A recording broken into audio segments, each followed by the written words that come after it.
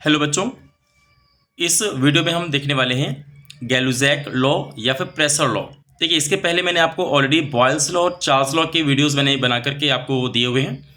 तो अगर आपने उसको नहीं देखा तो एक बार उसको भी आप जा करके देख लीजिए। उसके बाद देखिए, हमारा जो लॉ है जो कि आइडल गैस हमारी फॉलो करती है, वो हमारा है गैलुजैक लॉ या फिर प्रेशर लॉ। अब देखिए, इसमें भी हमें क्या ध्यान देना होगा। पहले तो इसका स्टेटमेंट क्या है इसको हम लोग देख लेते हैं। तो देखिए, इसका स्टेटमेंट क्या है कि भाई at constant volume the pressure of a given mass of a gas is directly proportional to its absolute temperature. यानी कि अगर हम किसी भी कंटेनर में अगर कोई गैस को देखिए फिलअप करते हैं और उसका अगर हमारा वॉल्यूम क्या है देखिए कांस्टेंट है, तो अगर हमारा उसका वॉल्यूम कांस्टेंट है तो ऐसे में उसका जो भी प्रेशर होता है गैस का, वो क्या होता है हमारे एब्सोल्यूट टेम्परेचर के डायरेक्टली प्रोपोर्शनल हमारा होता है। अगर यहाँ पे देखेंगे तो देखिए, यहाँ पे लिखा हुआ है कि P is directly proportional to T, और ये कब होगा, ये हमारा होगा कांस्टेंट वॉल्यूम पे हमको दिखाई दे रहा है। उसी तरीके से देखिए, अगर हम टी को इसके नीचे लेके आते हैं तो हमारा P upon T directly proportional to 1 होगा, और यहाँ पे अगर हम प्रोपोर्शनैलिटी के साइन को हटाएंगे तो देखिए यहाँ पे हमारा कांस्टेंट टर्म आ जाएगा। तो P upon T equal to यहाँ पे कांस्टेंट हम यहाँ पे लिख सकते हैं। तो इससे देखिए हमारा एक फॉर्मूला यहाँ पे ड्राइव हो क्या आ रहा है कि ये जो P बाई टी है इसका देखिए जो रेशो हमेशा क्या होगा, कांस्टेंट रहेगा। That is P1 by T1 is equal to P2 by T2 देखिए आ जाएगा। या इसको अगर हम सेपरेट करेंगे तो देखिए P1 upon P2 equal to T1 upon T2 आएगा। देखिए ये अगेन ये फॉर्मूला काफ़ी इंपॉर्टेंट है। इससे हमारे कई सारे क्वेश्चन आए जो न्यूमेरिकल प्रॉब्लम्स, इनसे हमारी बनके आपके सामने आएगी। बट यहाँ पे याद रखिएगा जो टी हमारा होगा वो केल्विन में आपको रखना होगा, और जो हमारा प्रेशर होगा कन्फर्म में वो एसआई यूनिट में यानी कि पास्कल में या फिर न्यूटन पर मीटर स्क्वायर में आपको ला करके रखना होगा। तो क्या आपको ये इतनी बात क्लियर हुआ कि हाँ हमारा गैलुसैक में जो स्टेटमेंट है वो क्या है, और इसका जो बेसिक यानी जो सबसे इंपॉर्टेंट फॉर्मूला है वो क्या होगा। अब देखिए, कई बार ये भी क्वेश्चन आता है कि सर ये जो हमारा फॉर्मूला आया है इसको प्रूफ कैसे करें। देखिए, प्रूफ करने का मैंने आपको इसके पहले भी तरीका बताया है कि हम लोग जब किसी कंटेनर में किसी गैस को देखिए फिलअप करते हैं तो उसका जो कंटेनर को प्रेशर फील होता है उसका देखिए फॉर्मूला क्या लिखा है। तो P equal to 1/3 MN/V square RMS upon में कैपिटल V। देखिए यहाँ पे सारे टर्म मैंने आपको ऑलरेडी बताए हुए हैं। ये P क्या है हमारा, ये प्रेशर ऑफ द गैस है। ये हमारा स्मॉल m क्या है, मास ऑफ 1 मॉलिक्यूल, और ये हमारे टोटल नंबर ऑफ मॉलिक्यूल है। और देखिए हमारा ये V क्या है, V हमारा RMS वेलोसिटी है या RMS स्पीड हमारी गैस के मॉलिक्यूल की।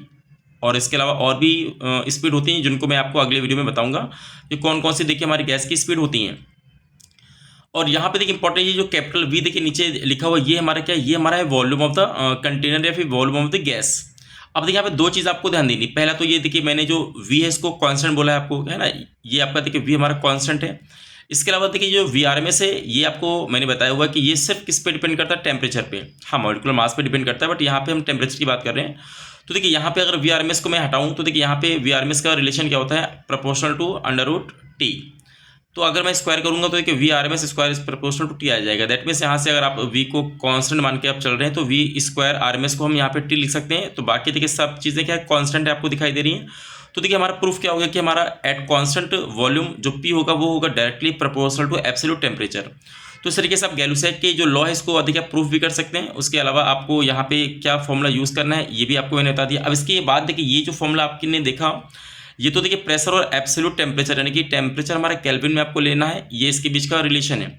बट कभी कभी हमारा अगर टेम्परेचर देखिए डिग्री सेल्सियस में दिया हो तो उसको हम कैसे देखिए डील करेंगे। तो यहाँ पे एक चीज़ और आपको नेक्स्ट याद रखना है कि at constant volume the pressure of a given mass of a gas increases और decreases by 1/273.15 of its pressure at 0 degree kelvin 0 degree Celsius for each 1 degree Celsius rise और fall in the temperature.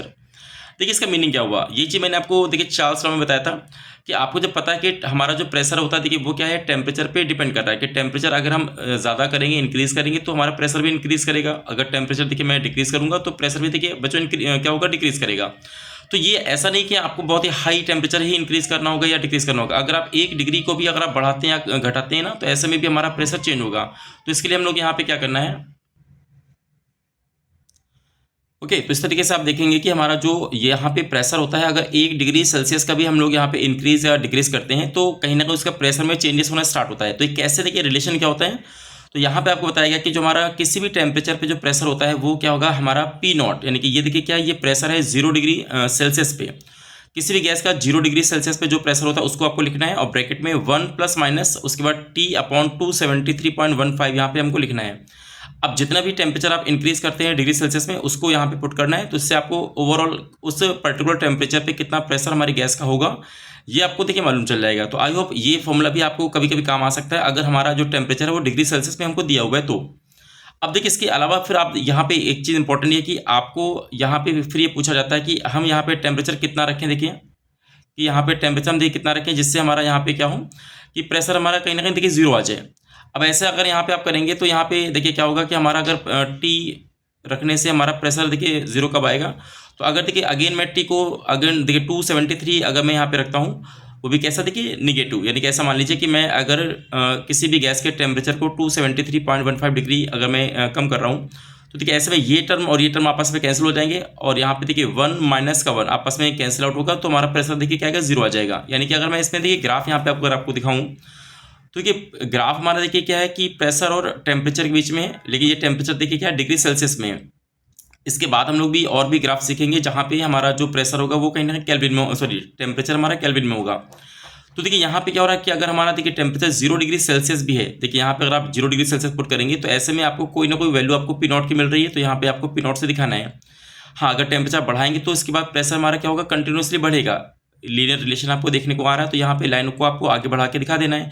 But अगर देखिए हम temperature को कम कर रहे हैं तो ऐसे में क्या होगा, हमारा टी को अगर जितना आप निगेटिव देखिए रखेंगे तो उतना हमारा देखिए पी नॉट कम होता जाएगा, और जब हमारी टी की वैल्यू कहीं ना कहीं 273.15 के बराबर अगर मैंने इसको कम कर दिया तो हमारा कहीं ना कहीं पूरा पी टी क्या होगा जीरो हो जाएगा। तो ऐसे में इस ग्राफ को पीछे लेके आएंगे और पीछे लाने के बाद इस पर्टिकुलर टेम्परेचर पे देखिए हमारा क्या होगा कि किसी गैस का प्रेशर क्या हो रहा है जीरो हो रहा है, जो कि ऐसा पॉसिबल नहीं होता है, क्योंकि ये देखिए हमारा जो 273 डिग्री सेल्सियस है देखिए सबसे लोवेस्ट पॉसिबल वैल्यू मानी गई है।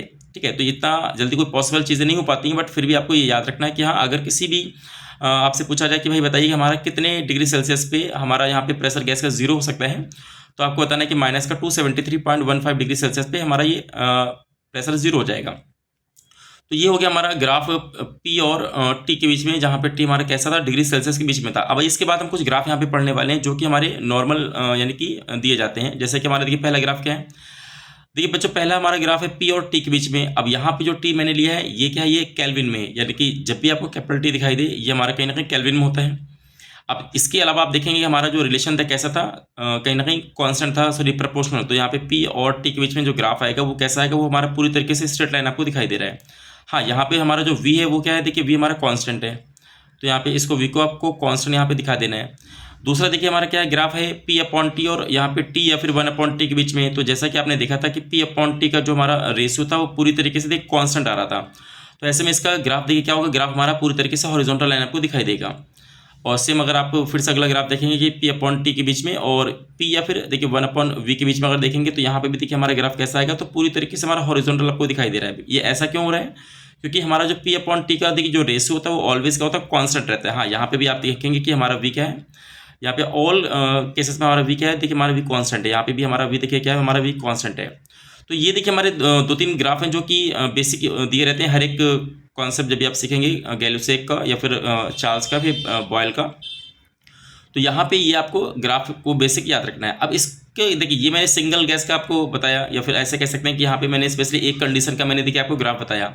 अब जो एग्जाम में हमारे क्वेश्चंस आते हैं वो देखिए कभी कभी मल्टीपल ग्राफ के आपको दे रहते हैं, जिसमें हमारे एक से ज़्यादा ग्राफ अगर होंगे तो कैसे हमको यहाँ पे पता चलेगा कि किस ग्राफ का हमारा वॉल्यूम ज़्यादा या फिर कम है। तो आइए इसके लिए हम एक क्वेश्चन को यहाँ पे देखेंगे जिससे आपको चीज़ें और भी ज़्यादा क्लियर हो जाएंगी। देखिए ये हमारा एक क्वेश्चन दिया हुआ है जिसमें हमने ग्राफ यहाँ पे बनाया हुआ पी और टी के बीच में देखिए बनाया हुआ है, और यहाँ पे देखिए दो यहाँ पे एक स्ट्रेट लाइन यहाँ पे पास हो रही है। एक पे हमारा जो वॉल्यूम है V1 जो कि पूरे स्ट्रेट लाइन में फिक्स किया गया है, और यहाँ पे देखिए हमारा जो V2 है ये भी हमारा देखिए वॉल्यूम क्या है इस स्ट्रेट लाइन में देखिए फिक्स किया गया। अब क्वेश्चन यहाँ पे ये पूछा गया कि दोनों V1 V2 में क्या रिलेशन है, कौन बड़ा है कौन छोटा है। अब देखिए ऐसे क्वेश्चन मैंने इसके पहले भी समझाया आपको कि जब भी स्ट्रेट लाइन आपको दिया जाएगा तो सबसे पहला काम क्या होगा कि आपको स्ट्रेट लाइन की इक्वेशन यहाँ पे जो आपको पता है उसका यूज़ करेंगे। तो ये कैसे यूज़ करेंगे कि इक्वेशन ऑफ स्ट्रेट लाइन के अकॉर्डिंग क्या आप जानते हैं कि y equal to mx plus C होता है, बट क्योंकि ये ग्राफ कहाँ से देखिए पास हो रहा है तो ओरिजिन से, तो ऐसे में सी हमारा जीरो हो जाएगा। तो यहाँ पे आपको क्या लिखना है, तो y इक्वल टू mx यहाँ पे हमको लेके चलना है। अब देखिए यहाँ पे y क्या होती है, y एक्सिस, जो कि हमको इस पर्टिकुलर ग्राफ में यहाँ पे y की जगह p लिखा हुआ है। तो यहाँ पे देखिए हम लोग क्या करने वाले हैं, y को हटा करके यहाँ पे p लिखेंगे, और यहाँ पे m क्या होता है, हमारा m होता है स्लोप, जो कि हम tan थीटा से रिप्रेजेंट करते हैं। तो यहाँ पे हम क्या लिखने वाले हैं कि tan थीटा यहाँ पे लिखने वाले हैं, और देखिए x में हमारा यहाँ पे क्या दिया हुआ है, तो टेम्परेचर दिया एब्सोल्यूट, तो यहाँ पे मैं यहाँ पे t लिखूंगा। देखिए हमारी इक्वेशन में फर्स्ट हो गई। अब उसके बाद ये तो हमारी देखिए इक्वेशन में फर्स्ट हो गई। अब सेकंड इक्वेशन कहाँ से लाएंगे, तो हम लाएंगे आइडियल गैस की इक्वेशन से, जो आपके आप जानते हैं कि पी इक्वल टू क्या होता है, देखिए एनआरटी होता है। तो जैसे हमारी पहली इक्वेशन है, इसी के फॉर्मेट में बनाने के लिए अब देखिए पी को आप यहाँ पे होल्ड कर लीजिए, तो वी को अगर यहाँ पे मैं शिफ्ट करूँगा, देखिए क्या आएगा, N R T upon V आ जाएगा। अब देखिए यहाँ पे अगर कंपेरिजन करें तो देखिए इसको इक्वेशन नंबर आप 2 मान लीजिए, तो पी के सामने देखिए पी लिखा हुआ है और टी के सामने देखिए टी लिखा हुआ है, तो हमारा जो टेन थीटा है वो देखिए किसके इक्वल आ जाएगा, वो हमारा आएगा एन आर अपॉन वी के देखिए हमारे बराबर आ जाएगा। तो ऐसे में देखेंगे tan theta equal to N R upon V, जहाँ पे एन नंबर ऑफ मोल है, आर हमारा यूनिवर्सल गैस कांस्टेंट होता है। ये दोनों अपने आप में देखा जाए कांस्टेंट टर्म है। अगर आपने गैस को फिक्स कर दिया है किसी कंटेनर में, तो ये देखिए हमारे एन आर क्या है, हमारी कहीं ना कहीं कांस्टेंट टर्म है। तो ये कहा जा सकता है कि जो टेन थीटा है वो इन्वर्सली प्रोपोर्शनल टू वॉल्यूम के है, या फिर ये भी कह सकते हैं कि थीटा हमारा क्या इन्वर्सली प्रोपोर्शनल टू वॉल्यूम के है। मतलब जिसका देखिए थीटा क्या होगा, बड़ा होगा, उसका हमारा कहीं ना कहीं वॉल्यूम क्या होगा, बच्चों छोटा होगा। तो इससे ये पता चल गया कि देखिए जो V1 है, ये आप देख सकते हैं कि V1 हमारा देखिए स्लोप क्या है, ये आपका एंगल मान लेते हैं लेट से, ये थीटा 1 है और ये हमारा क्या देखिए थीटा 2 है। तो आप देखेंगे V1 का हमारा एंगल क्या रहता है, बड़ा आ रहा है। अगर V1 का हमारा एंगल बड़ा आ रहा है, पक्का V1 की वैल्यू फिर क्या होगी, छोटी होगी। तो इससे ये पता चल गया कि V1 और V2 में देखिए रिलेशन क्या आ रहा है, तो V2 is greater than V1 निकल के सामने आ रहा है। तो ये आपको मैंने तरीका समझाया कि कैसे हम किसी ग्राफ में कंपेरिजन करेंगे। हाँ, इसी की जगह अगर एक और ग्राफ यहाँ पे मैं ले लूँ, देखिए मान लेते मैंने बीच में V3 ले लिया, तो ऐसे में भी आप आराम से समझ जाएंगे कि हाँ किस ग्राफ में किसका वॉल्यूम ज़्यादा है और किसका वॉल्यूम कम है। तो आई होप आपको ये गैलुसैक जो हमारा लॉ है ये भी क्लियर हो गया होगा कि इसका मैंने प्रूफ आपको सिखाया कि प्रूफ कैसे करना है, उसके बाद इसका स्टेटमेंट क्या है, इसमें जो पहला बेसिक फॉर्मूला है वो क्या आपको यूज़ करना है, और उसमें डिग्री सेल्सियस का भी क्या इफेक्ट पड़ता है उसके बारे में मैंने आपको बताया। और जो उसके बेसिक देखिए जो ग्राफ आपको याद रखने हैं वो भी मैंने आपको यहाँ पे एक्सप्लेन की। और इस टाइप का देखिए ग्राफ हमारे एग्जाम में कई बार पूछ लिया जाता है कि स्ट्रेट लाइन अगर आपको दे के पूछा जाता है तो उसको ग्राफ को कैसे में सॉल्व करना होगा, इसका भी मैंने देखिए आपको तरीका बताया है। हाँ, इसके और भी हमारे ग्राफ बन सकते हैं, उसको मैं आपको नेक्स्ट वीडियो में जब मैं से क्वेश्चंस आपको कराऊंगा चार्ल्स लॉ पे बेस्ड, उसके अलावा बॉयल्स लॉ, यानी जितने भी लॉज हैं सारे, मैं न्यूमेरिकल प्रॉब्लम भी पहले मैं कॉन्सेप्ट वीडियो लेके आ रहा हूँ, उसके बाद मैं आपको सारे लॉ पे बेस्ड इसके क्वेश्चन भी कराऊंगा, ताकि आपको हर तरीके से पूरा चैप्टर आपको एकदम बहुत ही अच्छे से क्लियर होगा, चाहे वो आप जेईई की तैयारी करें चाहे नीट की तैयारी करें। तो इस तरीके से आपको पूरी अच्छी तरीके से चीज़ें क्लियर हो जाएंगी। तो अगर आपको वीडियो पसंद आए तो प्लीज़ लाइक करिए, और अगर आप नए हैं चैनल पे तो प्लीज़ सब्सक्राइब करिए और अपने फ्रेंड्स के साथ भी शेयर करिए। तो मिलते हैं बच्चों नेक्स्ट वीडियो में, तब तक के लिए बहुत बहुत थैंक यू।